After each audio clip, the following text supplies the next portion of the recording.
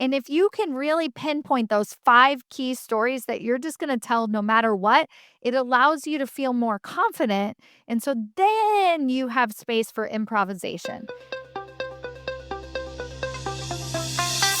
Welcome to Women Changing Leadership.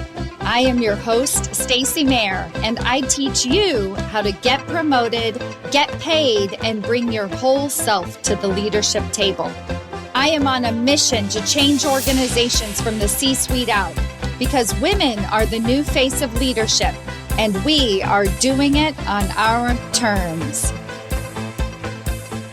Hello, corporate badasses. Welcome to another episode of Women Changing Leadership. I am your host, Stacy Mayer, and super excited, as always, to be here with you again this week. So we are just coming off of the Summer of Magic, and I know you haven't heard from me for a while. And first of all, I just want to say thank you to all of my listeners. If you're one of those people who reached out to me and said, hey, when is the next podcast coming? I can't wait to hear it. I miss hearing you in my ear every single week.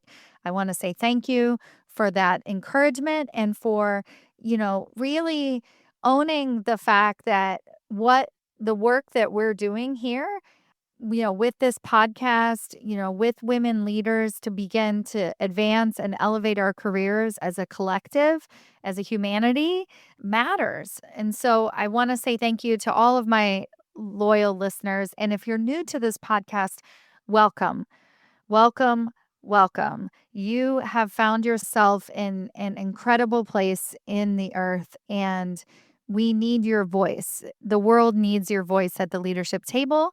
And I would like to think that my podcast is one of those ways that I can help you get there. So, welcome to my world. If you're new, if you've been around for the last 5 years that I've been doing this podcast, welcome, welcome, welcome. You're all very welcome here. I also want to say, something very transparent that's been coming up for me a lot lately. I talked to this woman just last week and she was saying, wow, things must be going really well in your world. It seems like even during this poor economic times, with so many layoffs happen, especially in industries like biotech and the software industry. And it just seems like all of the women inside of your programs are just getting promoted and getting job offers, even amongst all of that.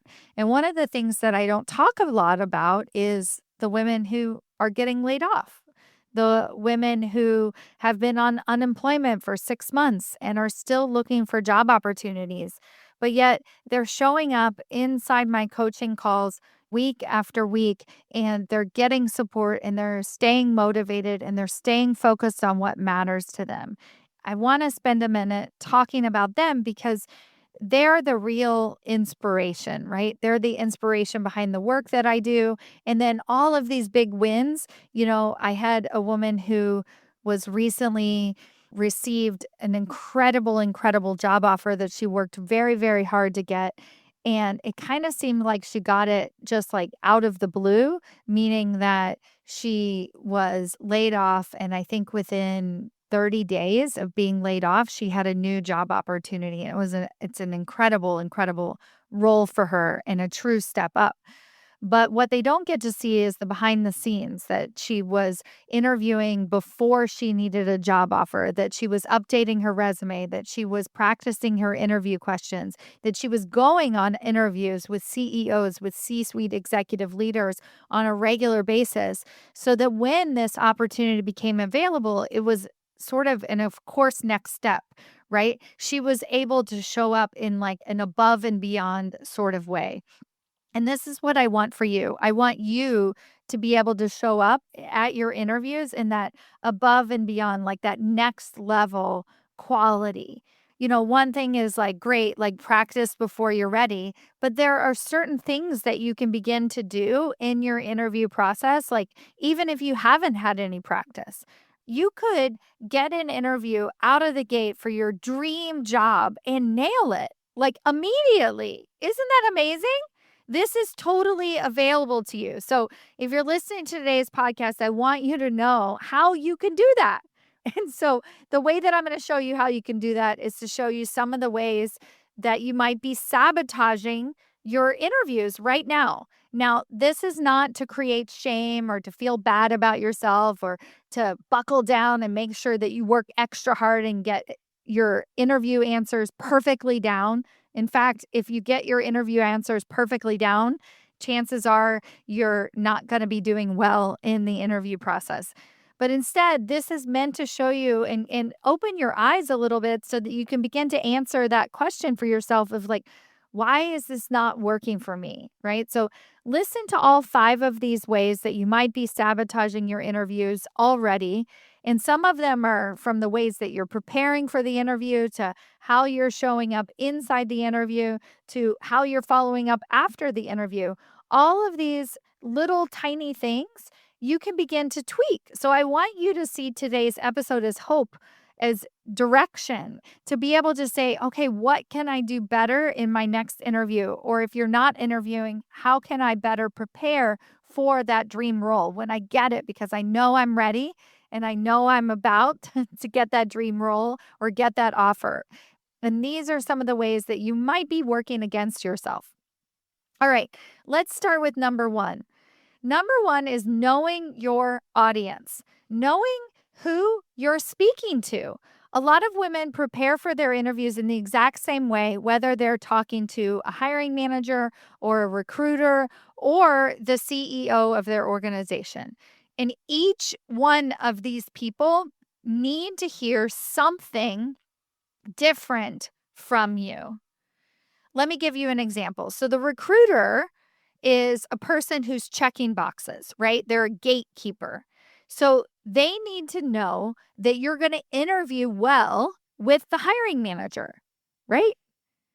So the recruiter needs to know that you check some boxes and that you're going to be able to present yourself in a strong way to the hiring manager because the recruiter's reputation is on the line. So if you're one of those perfectionists and you like to be really polished in your interviews, this is the place to do that. Have your strong interview answers, nail it in the recruiter interview. Make sure that you have answers to those commonly asked questions about your salary band or what are your job expectations. Have really good questions to ask for them that aren't like in the weeds. Like, so tell me, what's the reporting structure? Like, you should already know that answer when you're talking to the recruiter. They need to know how you're going to show up in the interview with their hiring manager. So, how are they going to put you forward?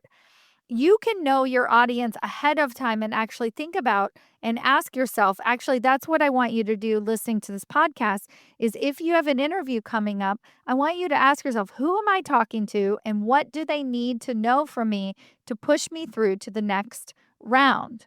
Answer that question and then tailor your interview answers accordingly. As you get into higher levels of leadership, having that level of discernment, knowing your audience, am I talking to the board? Am I talking to the CEO? Am I talking to other directors, my peers at the organization? Every audience, every single day needs to hear something different from you. If this idea is overwhelming, don't worry. This is the work we're doing inside the Women's Leadership Accelerator. It's communication on steroids. I'm telling you how to speak to all of these different audiences, and you're learning ways, even once you get the role, how to continue to manage up and communicate effectively or more than effectively above and beyond. The second way you might be sabotaging your interviews is that you're just basically reciting your resume. So that question, tell me about yourself, you're going back through your history, maybe talking about your previous role a little bit too long.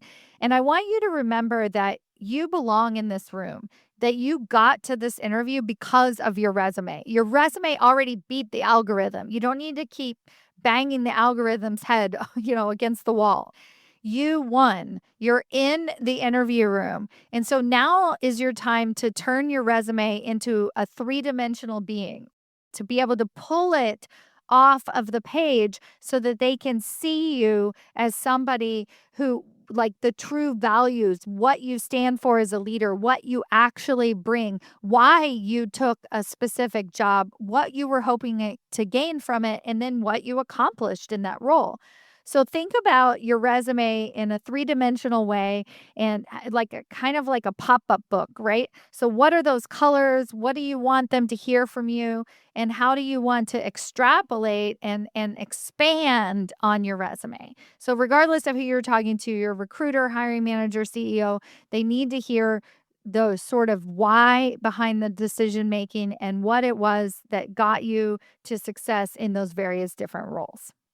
The third way you might be sabotaging your interviews is using the STAR method. STAR stands for specific, tangible, actionable, results oriented answers. Now, I am fine with the STAR method. I don't actually have a problem with it. But what I do have a problem with is the fact that people use it as an interview prep tool and then they actually answer the questions in that way.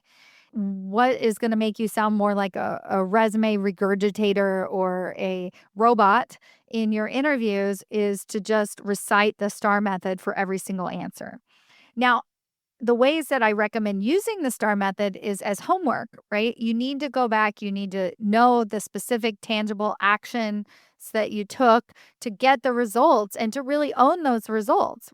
But when you answer the interview questions, you need to sandwich the STAR method. So you have to begin with a visionary answer and then tell the story using the STAR method and then end with sort of like, not literally, but the moral of the story is, and that led me to be able to 3x the results at the organization. And then everybody was happy. And then I received a promotion without even having to ask for it. Like, whatever. But what's the moral of the story? What was the outcome? What was the big significant change that happened at the organization as a result of your STAR method, right? So being able to extrapolate and go above and beyond the STAR method is super duper important. So I want to encourage you to do that and to use the STAR method in that way. Again, we have an entire interview foundations course inside of the Women's Leadership Accelerator. If you join us, you get access to that immediately. You can begin to look at those top 10 interview questions and answer them in this more visionary, higher level leadership way. Fourth way that you might be sabotaging your interviews is by telling different stories every single time. I think a lot of people feel like a deer in headlights because they get asked an interview question in a slightly different way. So, like, here's an example. Tell me about your strengths, might be a typical interview question. Or another typical interview question is tell me about your leadership style. So, those can sound on the surface like very different questions. But the truth is, you can answer them the exact same way. So instead of coming up with being really great at improv, right? Like on the fly, coming up with the perfect story, you can practice and prepare beforehand 5 key stories that you're going to tell at this interview no matter what question they ask. You're going to talk about your strengths, even if they ask about your weaknesses, like whatever that might be. You're going to come up with those 5 amazing stories that help you stand out, that help you illustrate your story, how you're going to be, why you're the best candidate for this job. You're going to show them exactly what they need to hear and overcoming some of those obstacles, like the reasons they won't hire you through your storytelling. And if you can really pinpoint those 5 key stories that you're just going to tell no matter what, it allows you to feel more confident. And so then you have space for improvisation. Instead, so many women are trying to come up with 20, 30 different stories, right? Like, I need to answer every single question in such a specific way that you're shooting yourself in the foot, right? Like you're not setting yourself up to sound strong, like a powerful, engaged leader. And the fifth and final way that you might be sabotaging your interviews is something I already touched on, which is trying to be good at interviewing. I talk about, in my foundations courses, even in like why you're not getting promoted, is if you're having an ally conversation with an executive leader and you walk away and you're like, wow, I sounded really good in that conversation or on that interview, that's that means that you probably didn't, right? Your goal is not to have polished, perfect answers. Now, that's not to say like my clients know when they screw up an interview, right? Like they screwed it up. Like you actually screwed it up. So I'm not saying that you're wrong if you feel like you walk away from an interview and you're like, "Wow, I totally bombed those answers." You may have actually bombed those answers, and I will say that there are ways that you can recover in direct message and how you reach out after the interview. So please, please, please, I'll record another podcast episode on how to reach up after the interviews, but make sure that you're following up in the right ways after an interview. But, say that you walk away and you're like, wow, that went really well. And then you've been there before, like weeks later, you either get ghosted or they never reply to you. That's because the interview didn't actually go well because you were showing up with perfect, polished answers. There's no way that you're going to stand out above the noise with perfect, polished answers. You have to be authentically powerful in your interviews. You have to show up as the woman that you are, the woman that they're going to be working with. And that woman has a lot of incredible, badass ideas. She also understands the bigger picture of the work that she's doing. She doesn't recite her resume. She's willing to get her hands dirty. She's willing to ask challenging questions back to the interviewer. And she's just showing up in a way that says, hey, I'm ready for this job and I can start working tomorrow. That is what you want to walk away with. So if you walk away from an interview now, of course, not in that sort of like I bombed that interview way, but in that way where you're just like, I don't know how that went. It felt very conversational. It felt, very off the cuff. I felt like I was just talking to the other person. Now you've nailed it. That is the way that you know. That's what you want to feel after an interview. Now, here's the great thing. When you feel that way after an interview, when you're actually showing up as the person they're going to see in the first 90 days of being employed, then it allows you that freedom to continue having that level of radical candor once you get the role. It allows you the freedom to say, hey, I'm an ambitious woman. I want to move up the ladder, right? If you found yourself even getting the job only to find yourself with a shitty boss, if with the person that doesn't respect you, with having no voice at the table, it's because your interviewing style is without a voice, right? Like we can't actually see what matters to you, what you really care about. And so you have to be willing to push that envelope just a little bit. Again, as I was saying, inside the Women's Leadership Accelerator, I'm coaching you to be able to figure out what that balance is, right? What's that, just that little bit of push so that they can really see a glimpse, but yet we're still coming off as incredibly strong and poised and professional in our interview process. There is a way to beat the system. There is a way to make your very next interview the actual job offer of your dreams. I want that for you. So stop sabotaging your interviews and get the job offers that you really want to be getting.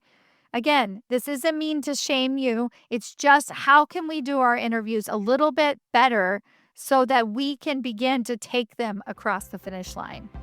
All right. Thank you all so, so much for listening, and I'll see you next week. Bye.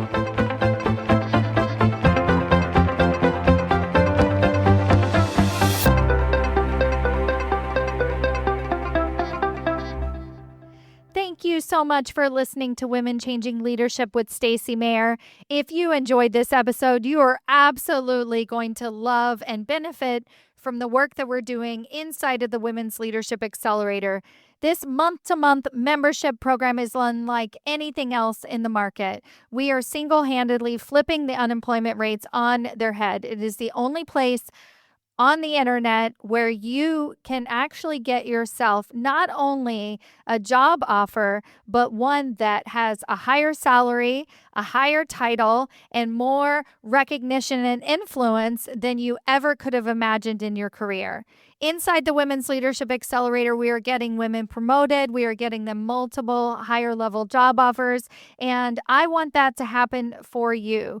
Join us in this one-of-a-kind program. You're going to get coaching directly from me, my executive mentors who are also hiring managers who are doing the work, who have worked with me personally for the past 3 to 5 years.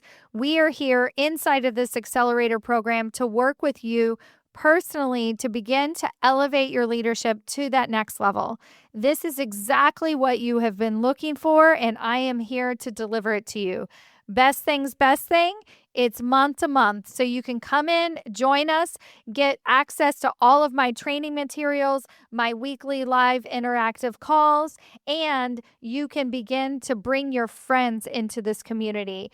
It is the most corporate badass community on the market. I can't wait to see you in there. Go to authenticallypowerfulwomen.com. We are changing the face of the leadership table one promotion at a time. I can't wait to see you there.